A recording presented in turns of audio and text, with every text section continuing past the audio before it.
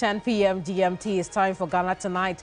We are live on TV3 and on 392.7 FM. I'm Kemini Amano. Let's take a look at the top stories. We are not broke. The president's parting words to Ghanaians on the state of the economy. But is it the case? Tonight, we put that to the test.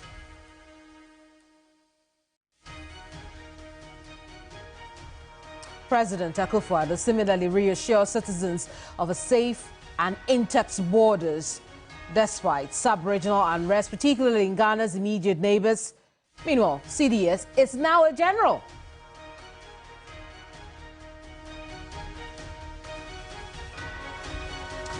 Traders swiftly rebuilt their lives after the fire that consumed their livelihoods at the Kantamanto Market here in Accra. We'll tell you more as we take you live there tonight.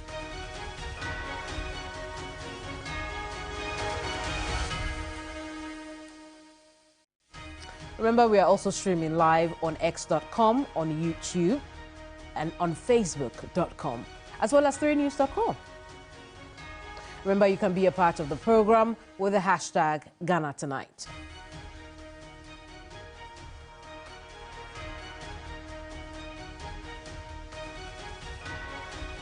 Let's settle for Ghana Tonight. Ghana.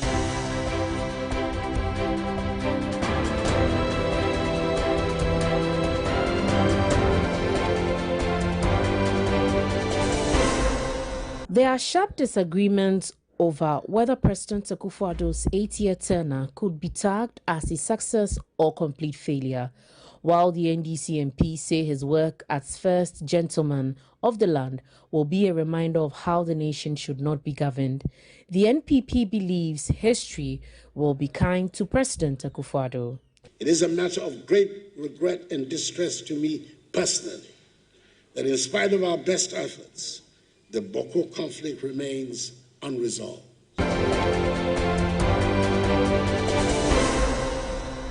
General Secretary of the Ghana National Association of Teachers, NAT, says President Akufo-Addo should accept that the economy was bad under his leadership.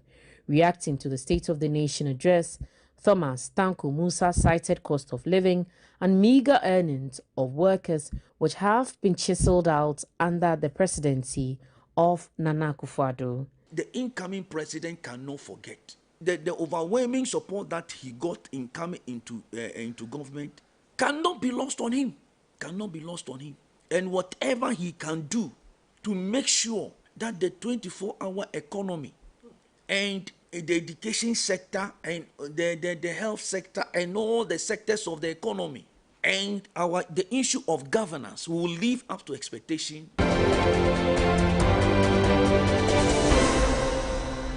President Akufo-Addo has pledged the government's commitment to investigating the cause of the devastating fire that swept through the Kantamanto Market in Accra, leaving countless livelihoods in ruins.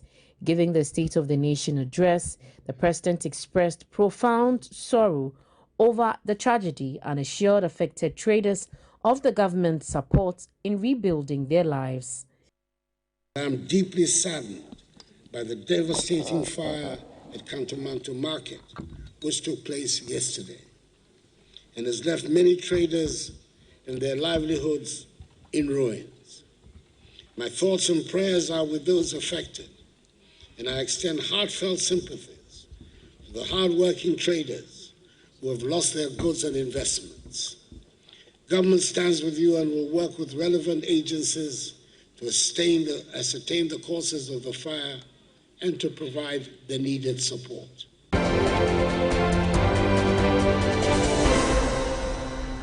Meanwhile, traders have started rebuilding the Kantamanto Market destroyed by a fire barely 48 hours ago.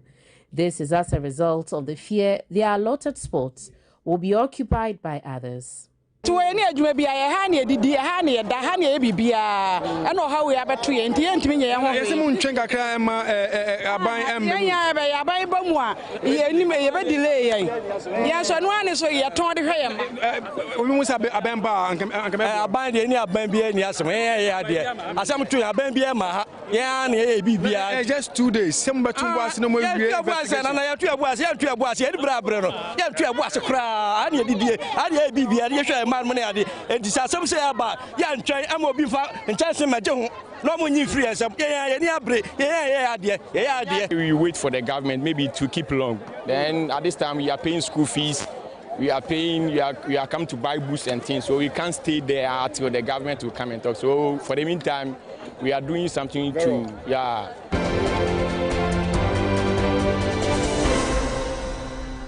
The National Alumni Association of the St. John Bosco's College of Education in Navrongo have joined calls for the reappointment of Professor Joseph Ami Kuzuno as principal. Professor Joseph Ami Kuzuno, who has been principal since 2020, was directed by the College Governing Council Chairman, Most Reverend Alfred Ajinta, to step down after his end of tenure on 31st December 2024. But addressing a press conference in Navrongo, the visibly unhappy National Alumni Association accused the Governing Council Chairman of taking a unilateral decision to remove the principal, who is eligible for reappointment. Amolga David is the national president of St. John Bosco's College Alumni Association. When we met at council level, we argued that Bosco is what? A governing institution. It's a public institution. So many partners are playing their role there. The alumni is there. Then government is part, and then the students, and that of what? The church. So while today the church is not taking a unilateral decision, saying that the person they want must be there.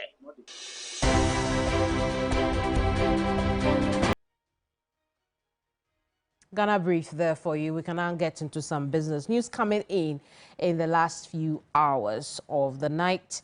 Is President-elect John Dramani Mahama has unveiled a 6-member interim national security coordinating team to manage national security affairs until permanent appointments are made. The team announced on Friday, January 3, 2025, will officially begin its mandate on Tuesday, January 7th, 2025. I'll share with you the composition of this team now. It will be led by Prosper Douglas Barney, a former Minister for the Interior. The other members include General Peter Augustine Blay, retired, former Chief of Defense Staff; Kofi Totobi Kwache, former Minister for National Security; Larry Gbevlo Latte, Esquire, former National Security Coordinator; Brigadier General Fusaini Idrisu, also retired; and COP Nathaniel Kofi Boache. So there you have it. The incoming administration from the office of John Dramani Mahama, His Excellency, has announced the interim national security coordinating team. On your screen now is COP Kofi Boache, Gbevlo Latte also there, retired. And the list goes on and on. Remember, it will be led by Prosper Douglas Barney, who will lead the team. The gentleman you saw in your shot, yeah, there he is on your screen at the moment. He will be the lead of this interim national security coordinating team. Their job will take effect January 7, 2025, when the president-elect is sworn into office.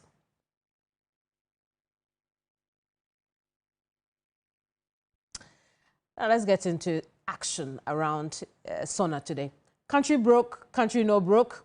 Let's check the purse of this nation right now.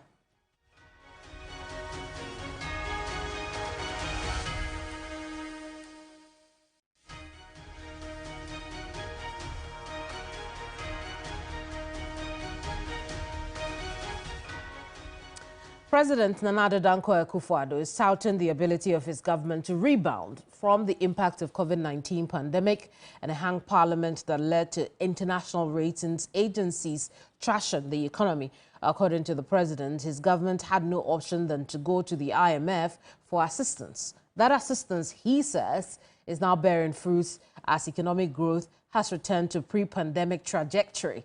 He explains how at his final State of the Nation address. Mr. Speaker, our economy took a bigger hit from the COVID-19 pandemic and the ensuing consequences than had been anticipated. And in 2021 and 2022, we were in unaccustomed trouble. Our economy, which in my first term had been widely acknowledged to have performed creditably, marked by the longest period of single-digit inflation, 7% average GDP real growth rate, and strong external balances, was on its knees.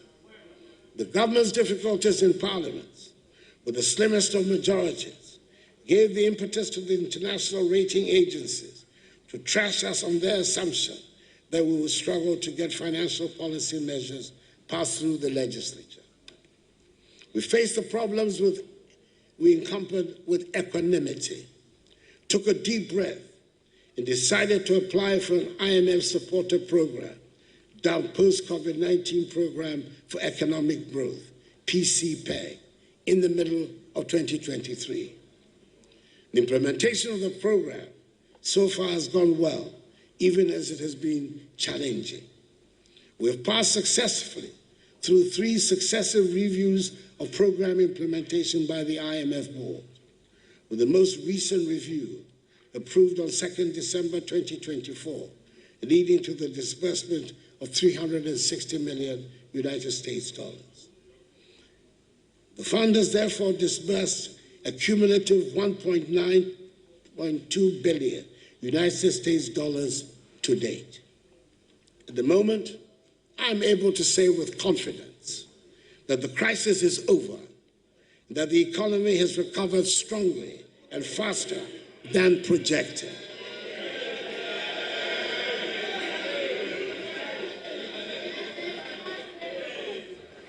In order for me to be able to make this assertion, I must make reference to the debt restructuring exercise. It affected many bondholders and was one of the most challenging decisions my administration had to undertake. It was not a choice made lightly, as we were acutely aware of the personal and financial hardships it would impose on individuals, families, and institutions across the country. Many citizens had invested their hard-earned savings, and we fully understood the pain and sacrifices this exercise demanded. However, it became evident that without such bold and decisive action, our economy would have faced an even greater crisis with far-reaching consequences for every Ghanaian. This restructuring was essential to address unsustainable debt levels and to create the fiscal space needed to stabilize the economy and lay the groundwork for future growth. President Nana Addo Dankwa Akufo-Addo there in his final State of the Nation address. I want us to hear the responses of the leadership of both sides of Parliament. We have come to the end of the road for what has been undoubtedly the worst government under the Fourth Republic. Let me remind His Excellency, Honourable Speaker, that his tenure in office will remain a timely reminder of how not to govern the country.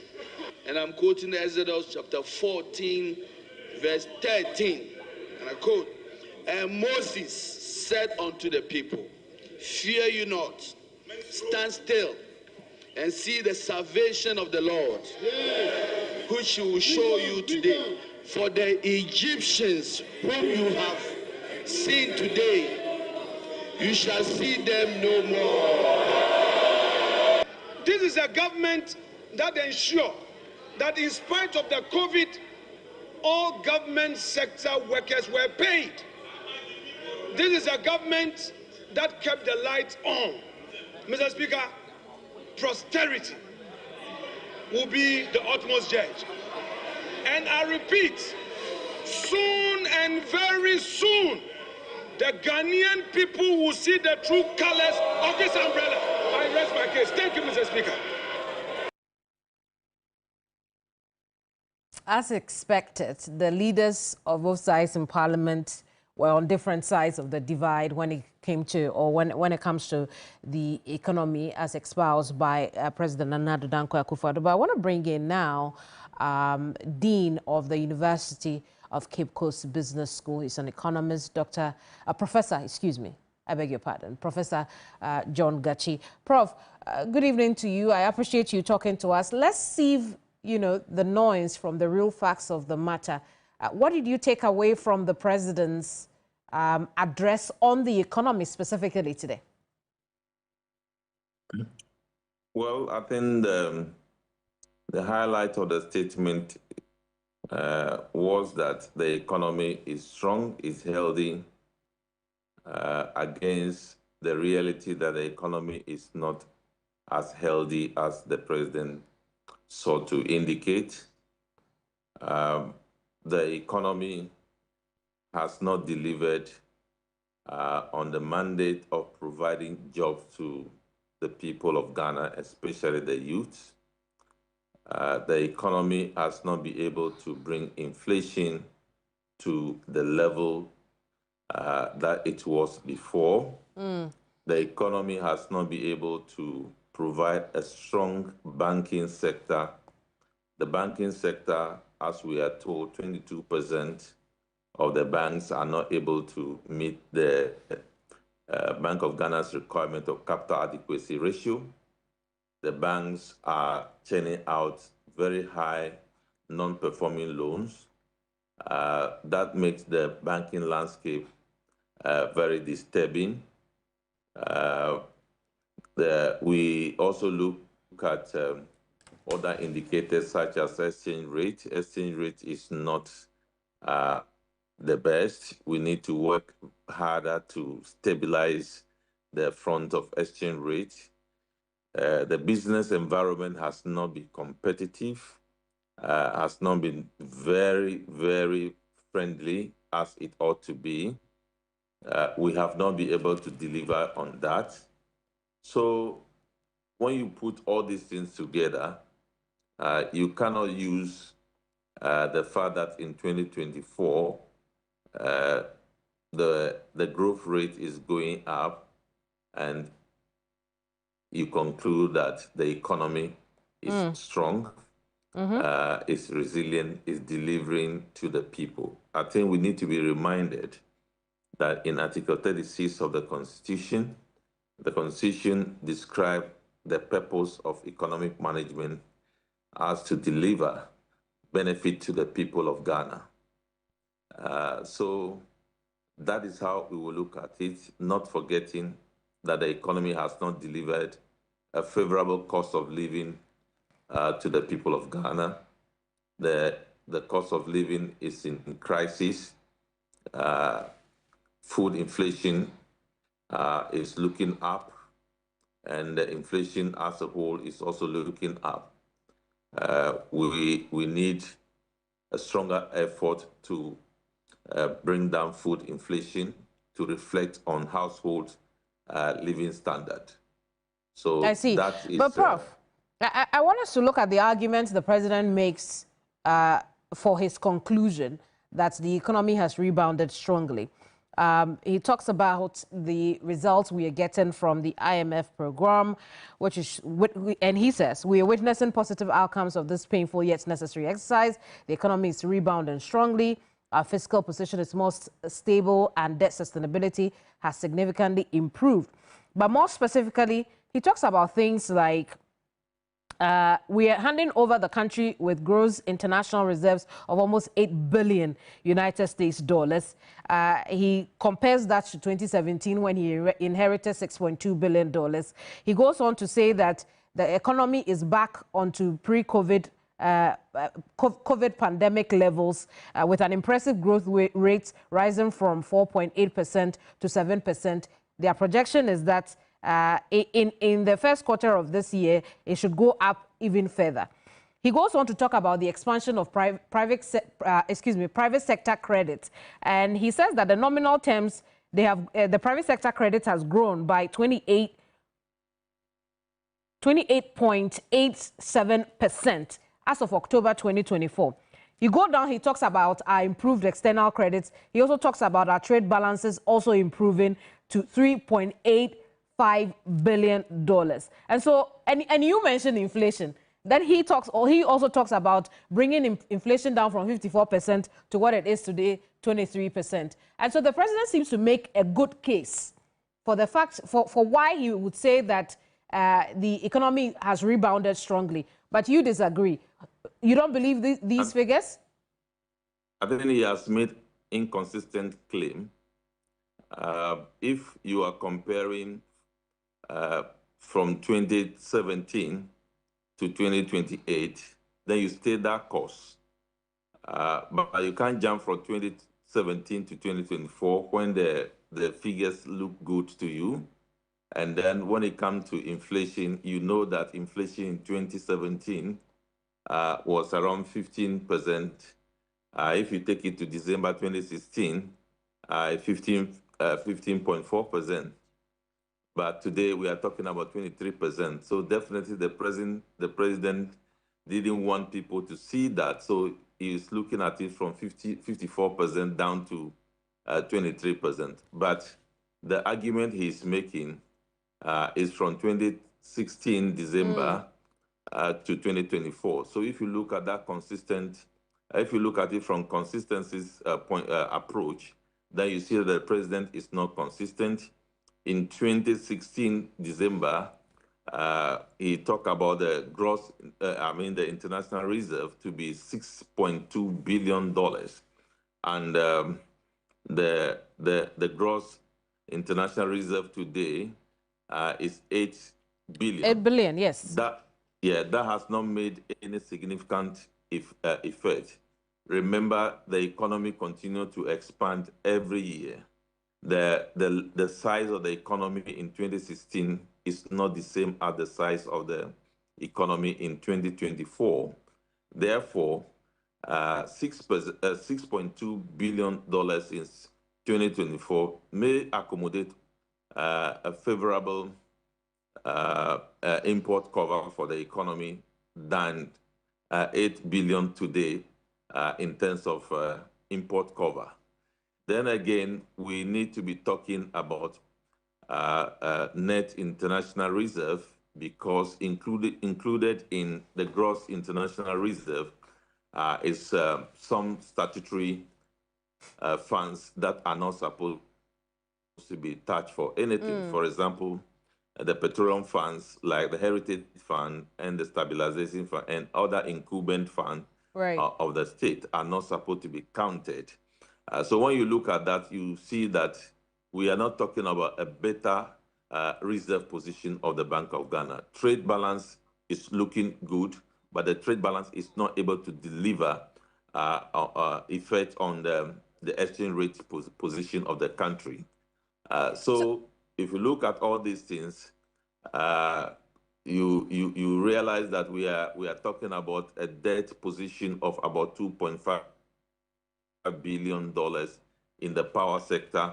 The power sector is operating in undulating environment that actually describes risks to the economy. I think the president is aware that if we are not able to deal with those debts within the power sector, we may be seeing the control doomsday that we have been experiencing for some time emerge as a result of all these things. I see. So, Prof, I guess one of the questions the Ghanaian people would want answered tonight is whether or not this country is broke. Because for the president, those who say that this country is broke are propagandists. What is the true reflection? I think that is not true.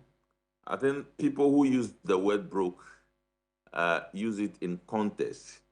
Of course, we are receiving tax revenue on daily basis. We are receiving loans on daily basis. We are managing liabilities through the issuance of treasury bill all the time. So always there is some money trickling down into the coffers of the state. We are paying workers every month. Of course, he mentioned during COVID, I've not seen any country in the West African region which was not able to pay salary to its workers during COVID, and Ghana should not be exception. So you just do your work as you are. Well, it looks like we have lost that connection to Prof. But Prof was just making the point about, you know, our debt levels. He was also talking there about whether or not this country is broke.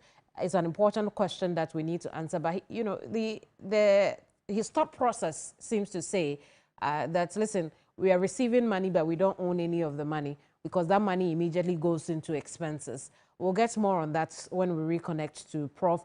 But let's take a look at how the MPs themselves reacted. Let's start with MPs on the majority side. To the country, through Parliament, the state of the country that they're living behind. When they come in, the Constitution again requires that they talk about the state that they have inherited. You inherit, you do your bit, and then when you go in, you tell the country what you are leaving behind. So, in response to that constitutional demand, he came here. President Akufo-Addo, as eloquent as you know him, he stated, he explained. And when challenged, remember he was a member of parliament, he became for once a member of parliament again and threw the gauntlets down to the guys on the other side. Well, he's told the world, whole country.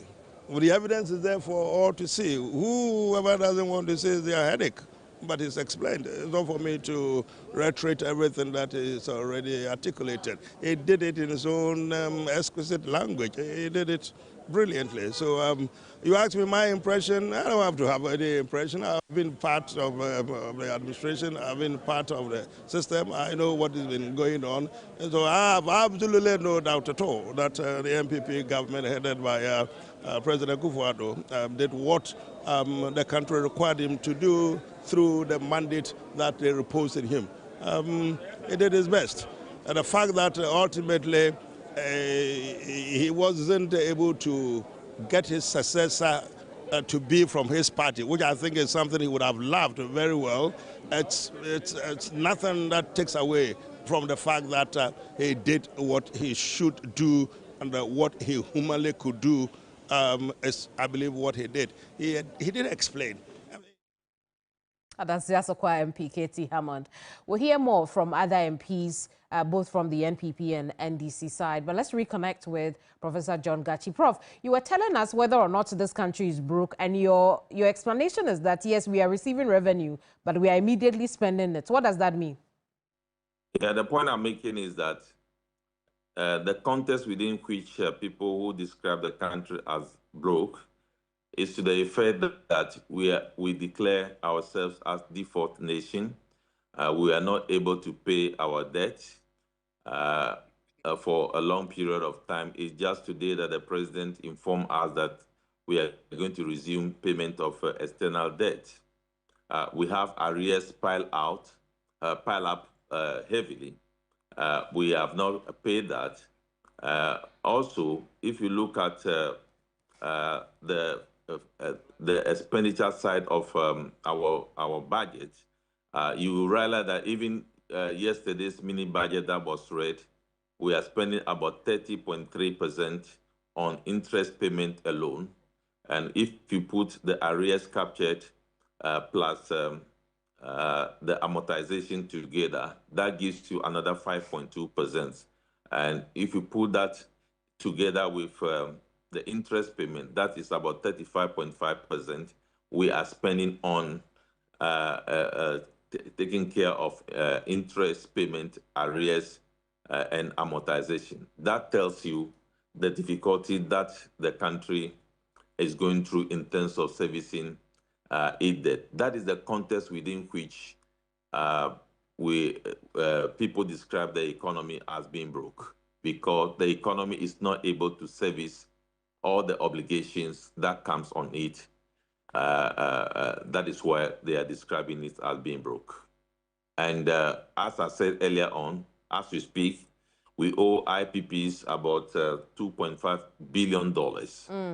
A country that is not broke would have paid and clear all those things a long period of time. So definitely we are having difficulties, and it is that difficulty that people express as being broke.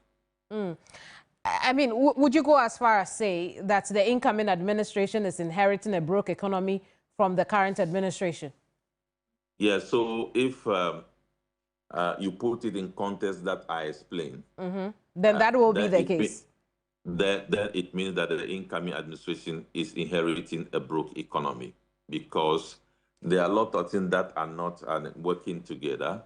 So the incoming administration ought to work harder to pay the energy sector debt, to clear arrears outstanding in the banking sector cleanup, and also shoulder the difficulty that is imposed by the DDEP on government. So definitely the incoming government is inheriting that. I see. Which brings me just a couple more things, and then we call it a night on our conversation. Brings me to the question, what then has the IMF program, which the president says has already disbursed some $1.2 billion, done for this economy? Remember, our constitution in Article 36 says that manage the economy for the Ghanaians, allow Ghanaians to participate in the economy, let the economy be empathetic towards people who are suffering. IMF is not thinking about that. IMF has put a kind of metric before government that meet this metric. If you meet it, whether the people of this country are crying or not, so long as you meet it, I'll park it at the back and I'll release the money to you. That is what the president is talking about. He's not talking about they have managed the economy under the IMF that has reduced the level of unemployment significantly, that has actually reduced poverty level significantly. During the period, poverty level has gone up significantly, as indicated by the SASCA service. Right. So we need to conceptualize what we mean by meeting IMF indicators as opposed to delivering the economy to benefit the people. I want us to, yeah, the last point will be the banking sector cleanup. The president continues to justify the way and manner in which the cleanup was done. Is the president out of touch with reality in respect of the impact of the cleanup, or he's right when he says that the cleanup was done and done well? I think it's a way of shifting goalposts. I think during the banking sector cleanup, the government insisted that the approach was the right approach. They were not mentioning the IMF, but I believe that there are many issues, hanging on regarding the banking sector cleanup. I believe you are aware, when you read the NDC's manifesto, it is very clear that the banking sector cleanup will go through a forensic audit. So all of a sudden, we have been told that we implemented that because the IMF said we should do so. But I believe there is more to that than what the president said. Right. So did it more directly, Prof? Definitely. I had the opportunity of talking to about 3 or 4 owners of the banks, and the experiences that they went through showed that the system was not fair to them. The experiences they went through showed that we were not having in mind allowing participation of indigenous people to participate in the space. We can conclude that there was unfairness in the process, and I believe that is the reason why it is important to take the banking sector cleanup through a kind of forensic audit, especially to provide opportunity for people who were not handled well to vent their experiences, for the state to show some empathy to those people, and we move forward. Very well. So answer these for me. Did it drive economic growth and support the aspirations of the Ghanaian people? Did it restore public confidence? You mean the banking sector cleanup? Yes, because according to the president, this necessary decision restored public confidence and secured the future of Ghana's financial sector, and then it drove economic growth as well and supported the aspirations of the Ghanaian people. Did it do either of these things? What was the economic growth then? What was the level of jobs then? I believe the exercise actually made a lot of people jobless. So you cannot be touting an exercise that makes many Ghanaians jobless, and you cannot be touting an exercise that has led the banking sector, about 22% of banks not meeting the capital adequacy ratio as the best. You cannot tout an exercise that has led the banking sector operating within 24% average MPL. So you cannot say that. Prof, this is all we have time for. Thank you so much for talking to us. Professor John Gachi is Dean of the University of Cape Coast Business School. I appreciate you talking to us. Let's take a listen to James Agalga as he reacted to the President's State of the Nation address. What are your impressions from what he delivered today? Well, clearly, the President's address does not mirror the true state of our nation. First of all, he presented some statistics which, in my view, appear to be far from the truth. For instance, if I got him right, he said at the time he took over, coverage in terms of electricity connectivity in this country was 79%. No, the figures we have is that when he took over, we're at 84%. That is what President Mahama chalked as part of his success story in terms of electricity connectivity in this country. But I heard Mr. President say at the time he took over, we're at 79%. That is far from the truth. Besides, Mr. President did not speak to our rising debt stock, the indebtedness of this country, the fact that under his watch, our debt has ballooned beyond 100%. It's about 104%. We're talking about our debt to GDP ratio, and which is unprecedented. Let's look at other aspects of President Nana Addo Dankwa Akufo-Addo's final Sona. Ghana's president, she also safe borders, a success story which has now resulted in the promotion of the CDS and other army chiefs.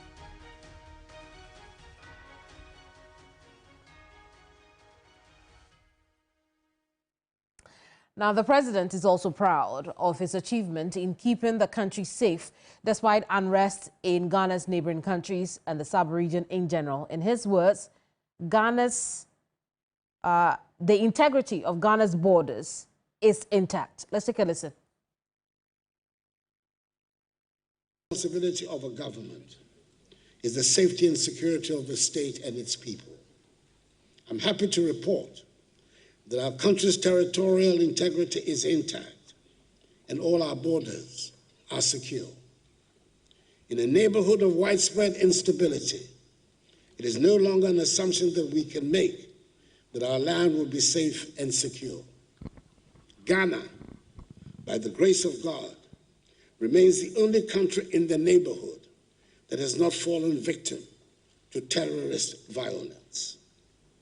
It has taken a lot of concerted effort, and dare I say a lot of money, to enable us to protect our country from the ravages of the variety of terrorist groups operating and destabilizing other countries in the neighborhood. I wish to pay great homage to the security services and their ministerial leaders for the work they do every day to keep us safe. Mr. Speaker, it gives me no great pleasure to state that an important and integral part of the fabric of our society and the hallmark of our traditions, chieftaincy, continues to be a source of insecurity and destabilization.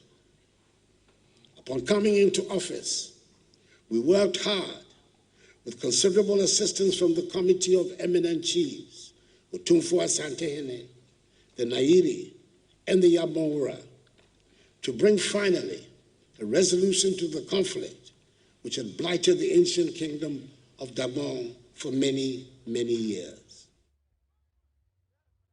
Let's talk about this over the next few minutes. We are joined by security expert Dr. Victor Doke. Doc, good evening. I'm glad you stayed up to talk to us here on Ghana Tonight. But I want us to look quickly at the president's submission on security. It would appear that when it came to internal matters, the absence of war or violence meant that the country was safe and secure. Is that the case? Did the president do justice to, rendering account on the security of this country internally? Thank you very much, and Happy New Year. I think this is the first time we're speaking this. Absolutely. Happy New Year to you too. Thank you very much. So with regards to the president's remarks on the internal security, now, when you say your borders are secured and internally you have peace, there hasn't been any kind of violence with regards to extremist activities and all of that, yes, that's another aspect of peace we are talking about. That may be termed as negative peace, but positive peace, or what we talk about positive peace is internally. Do we ensure justice? Do we fight crime?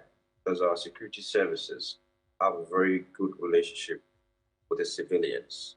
How do we use the state apparatus, security apparatus, to the betterment of the people than to target some individuals or generally to suppress the citizens? And that's what we term as positive peace. So in the absence of all these things that I've mentioned, then you can say, yes, there is the aspect of negative peace we are enjoying, but the positive peace stands to be questioned. Now, if these elements that I've mentioned are absent, then we are not enjoying positive peace. Now, let's come to the substantive matter. Over the years, the activities of regards to the support given to the security services by the president and the government in general, yes, we've seen a lot of investment in the areas of equipment for operational duties. Personnel's been recruited and all of that. Some have raised questions, and there has been a lot of allegations here and there. And we look at how the police service also has come thus far with regards to its operational duties, the aspect of internal bickering here and there, allegations of whatnot, subverting people's rights here and there.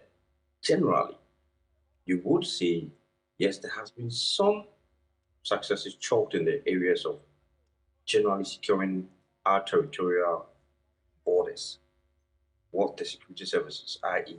armed forces, the police service, and other sister security agencies are doing with regards to collaborating to ensure that we don't have infiltrations by any armed element. That has been good so far. That doesn't mean there are challenges, okay, internally, as I've mentioned before.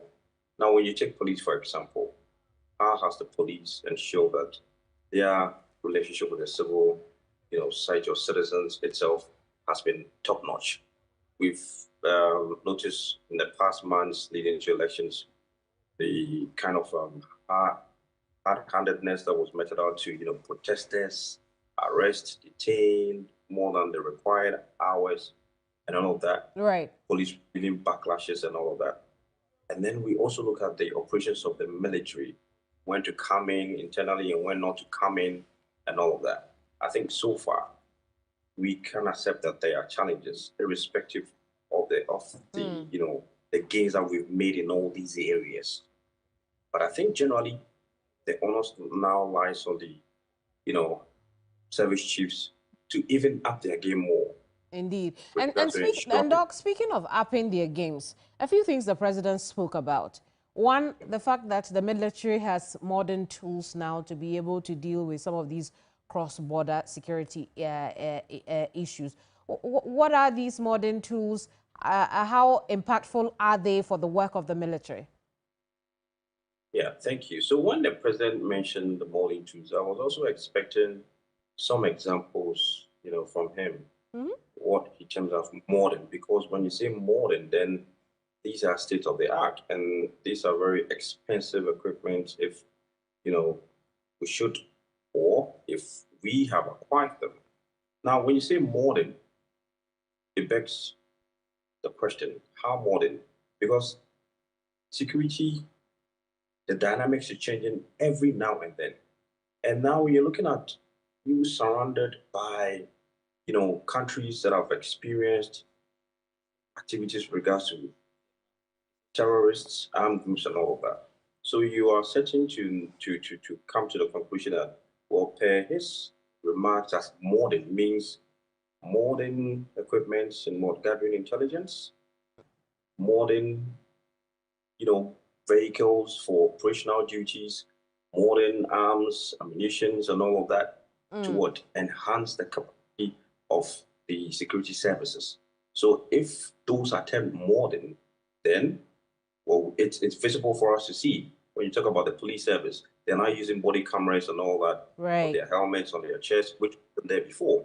Now you look around in Accra, they have, very vantage, cameras situated at vantage points where they gather, intelligence and all of that. There has been some equipment gathered, yes. Now, Air Force, you're talking about modern aircrafts, for warfare and all of that. Not only for defending your territory, but also you can assist other countries fight terrorism and all that with the equipment that you have gathered. So if it says modern, then per what we have seen is modern. But it also comes. It's subjective. That's what you're saying. That is subjective. Very well. Yes, it's very subjective. Right. The final thing he talks about when it comes to cross-border security is the promotion of the CDS and other army chiefs general to Lieutenant General, if I'm not mistaken. But let's take a listen to the president, and then we'll come to that conversation as to whether or not, that tact is tactful at all. Let's take a listen.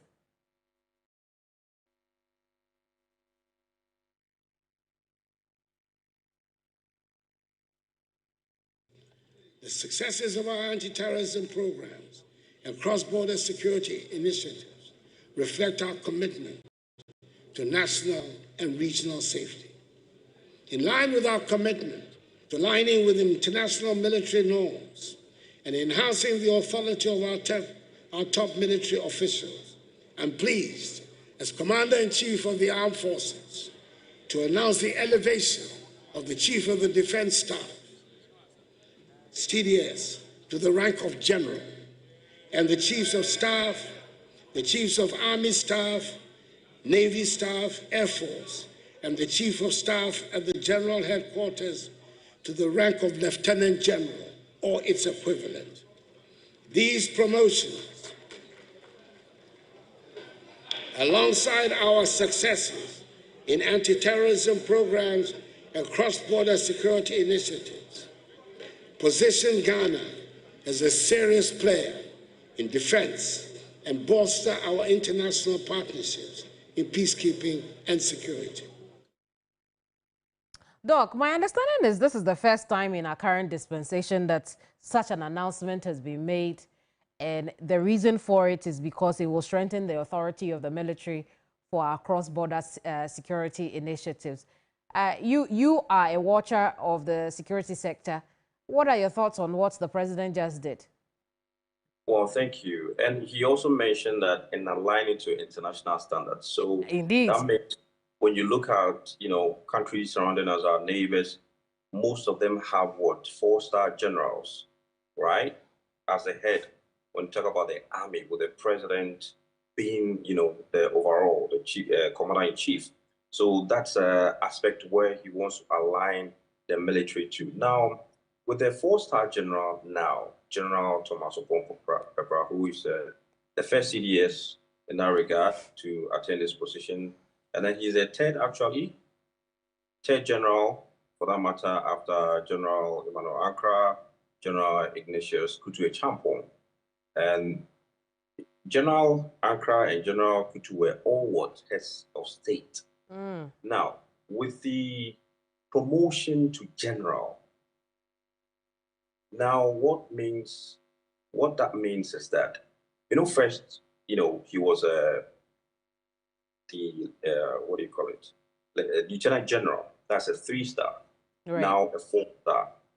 So how many 2-stars, Major Generals, are there in the system? And how quickly will they also be promoted to the rank of Lieutenant General and then to take up a 4-star? Now, this, there's a lot of... So let me understand. What you're saying is that what the president did today is going to cause a hierarchical chaos in terms of the rankings in the top brass of the military. Kemeni, I think it could bring some issues. It could bring some issues because you're looking at a new government coming in. Okay, now we try to avoid the discussions surrounding commitments with regards to service chiefs to the governments that come in and then the heads of state that appoint them. Now, these discussions are supposed to be had, irrespective of what or whatever we would want to call it. Now, assuming the president-elect comes in and then also feels that, well, these, top brasses have worked in the past, government, but then I think I should also do some promotions and then get some people who I can work with. Then what is going to happen is what we've already discussed. There's going to be some kind of, confusion, if we should put it that way, because then the question I asked earlier, how many major generals are there? How many rear admirals are there? Air vice marshals are there, who are all 2-stars? And then now to be promoted to what, 3 stars? And then to have what, a CDS who is now a general. Are we going to maintain that status quo or not? Are we going to go with a lieutenant general who is a 3-star? I guess so that's something we have to ponder. Yeah, we'll have to ponder. It's really an issue, Let me just sneak this in. Tonight we hear from the office of the president-elect John Dramani Mahama. He's put together his interim national security coordinating team. Obviously, he's been doing a lot of work even before he's sworn in. What does it tell you about his interest in security? Well, top notch.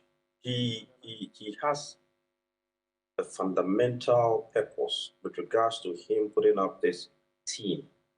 And one other issue is for the reason why he was, traveling even before he becomes or he's sworn in, is to understand the security dynamics in the sub-region and what has changed and what has not. So for him to do this at this particular time tells you that he wants to have a firm grasp when it comes to the internal security. And that means any leader who comes in would want to have his own team. Very well. And having your own team means making changes. Changes that may not likely go well for other people. So maybe we'll have this kind of conversation another pretty time. Soon. I have a feeling we will. The questions that I were asked is for all of us to ponder on. Absolutely. Absolutely. Yeah. Doc, I'm grateful you could talk to us tonight. Dr. Victor Docker there. Always a pleasure talking to you. Listen, when we come back from this very short break, I'll take you live to Kantamanto Market. Remember that the traders have returned there to try and put their lives back together. Let's find out how that is going tonight. Don't go away.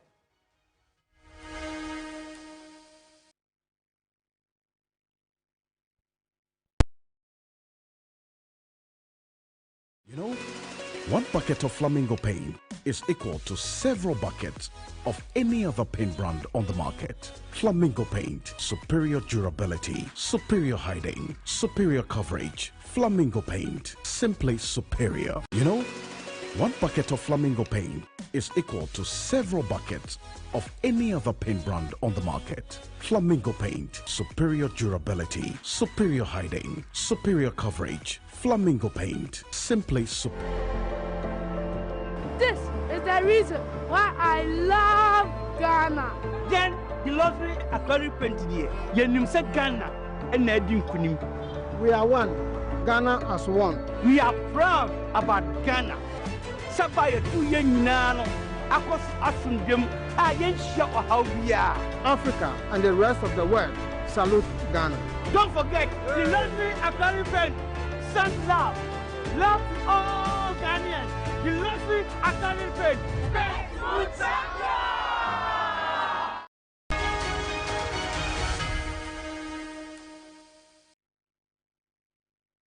Welcome back. It's still GhanaTonight here on TV3 and on 392.7 FM. Now, hundreds of traders who are affected by the ravaging flames have begun rebuilding their stalls. For some, the urgency for restoration is to ensure they do not lose completely their source of income. In a moment, or right now perhaps, we can take you live to the largest second-hand clothing market in West Africa. But first, let's hear President, listen, I'll bring you that President sound because he spoke, you know, to the issue, commiserating with the traders. But let's take you live now. Armstrong Goldalogbe is joining us from Kantamanto Market, what used to be the market. Armstrong, what can you report? Kemeni, I'm still here at Kantamanto, where you could see the traders are still awake, trying to bring back life to this place. They started somewhere in the afternoon today. And then they are determined to ensure that by tomorrow morning, at least, they'll be able to put the roof or the roofing sheets on the wooden structures they've already mounted. And you could see as many of them still moving around, and they have this truck bringing in so much of the woods, the 2x4 woods. And you can also see some pockets of fire and smoke coming out from some of the buildings, but regardless, they are still bent on trying to erect this place so that by tomorrow or before the change of government next week, the new government will come and meet them already here. So then there will be no need to evict them, because the rumor has it that this thing happened so that they could be evacuated from this place. So immediately they want to make sure that if that is anything to go by, that plan will be defeated immediately. Kabeni. I see. And the pillars we see behind you are supposed to demarcate the positions for their future stalls? So what you see behind me, wood, that is 2x4 woods that they are erecting all over the place. And when I came in the afternoon, they just started from some small portion, but later this evening when I came, they've almost finished the entire stretch from point A to point Z. And I'm told this because they want to make sure that before any authority comes here, they've already fixed their own place. But safety-wise and also to prevent future disasters, I think it's just appropriate that the AMA, that's Accra Metropolitan Assembly, and also the Regional Coordinating Council could at least pay these people a visit and ensure that what they are doing will not lead us to a major disaster in future. Because obviously, from a layman's point of view, you don't want to put up such structures with still pockets of fire still scattered around, and also see smoke coming out from some of the buildings. Right. There was a two-story building I saw earlier on Kemeni that was almost collapsing. The people themselves managed to pull it down so they could clear the place and also put a structure there, Kemeni. That is how bad the situation here is here currently. You don't say. So, I mean, is it the case that after the fire local authorities or city authorities have not returned to the place? Because we also see that debris is still on the floor or on the ground where the structures used to stand. Exactly so. Even the debris gathered have not been cleared. Earlier this afternoon, something happened. We are told some Chinese men came here with excavators to evacuate some of the debris and also, if possible, clear the entire stretch.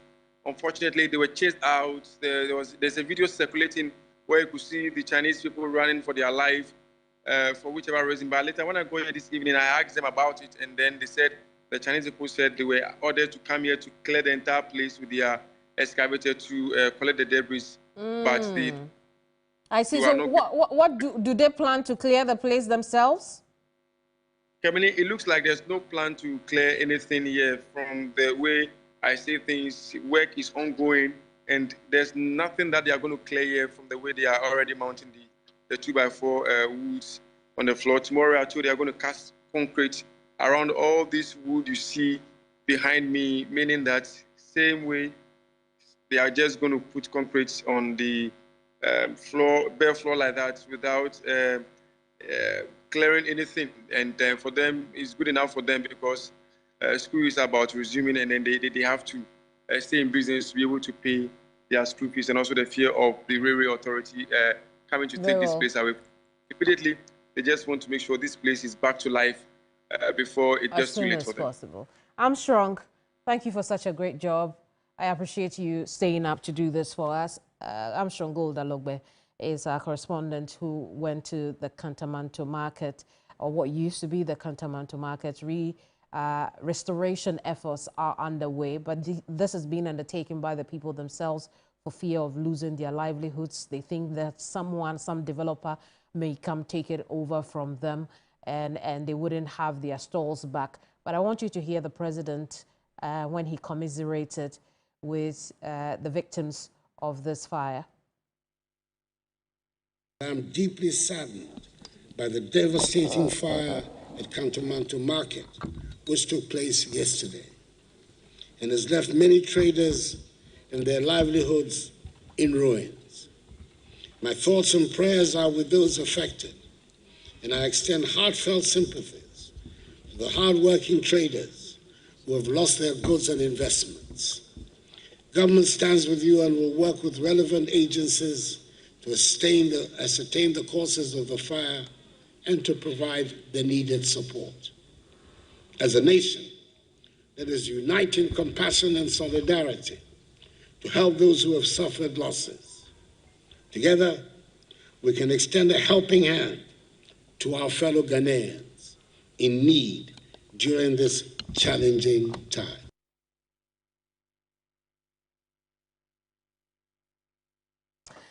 Well, I guess what the traders will be saying now is Mr. President would like to see that in action. That's how we end our program today. But things to take note of.